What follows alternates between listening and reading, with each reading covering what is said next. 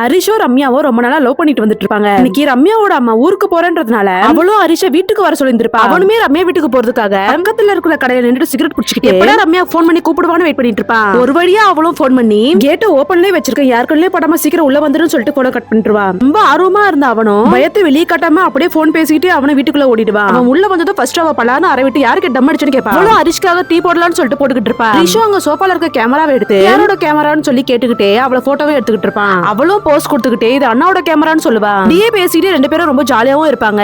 ரெண்டு பேரும் ஒன்னா டீ குடிச்சிட்டு கேம் ஆடிட்டு ரொம்ப சந்தோஷமாவும் இருப்பாங்க. அவளுமே அவனுக்காக சமைச்சு அவனுக்கு ஊட்டிலாம் விடுவா. கழிச்சு ஹரிஷோ சரி வந்த வேலையை பார்க்கலாமான்னு சொல்லிட்டு அவனோட பாக்கெட்ல இருந்து ஒரு சரக்கு பாட்டில் எடுப்பான். சில ரம்யாக்குமே ரொம்ப நாளா குடிச்சு பார்க்கணும்னு ஆசை இருக்கும். அதனால இன்னைக்கு வீட்லயே ட்ரை பண்ணலாம்னு சொல்லிட்டு அவனை வாங்கிட்டு வந்துருவான். அவனுமே இப்ப எல்லாமே ரெடி பண்ணிட்டு இருக்கும்போது தண்ணி எடுத்து மிக்ஸ் பண்றதுக்குள்ள அவளே எடுத்து குடிச்சிருவா. அவ அப்படி குடிச்சதும் அவளுக்கு செட் ஆகாம இல்ல எனக்கு வேணா நீயே குடின்னு சொல்லிட்டு சில ஹரிஷோ எல்லாத்தையும் குடிச்சிட்டு ரெண்டு பேரும் உட்காந்து பேசிட்டு இருப்பாங்க.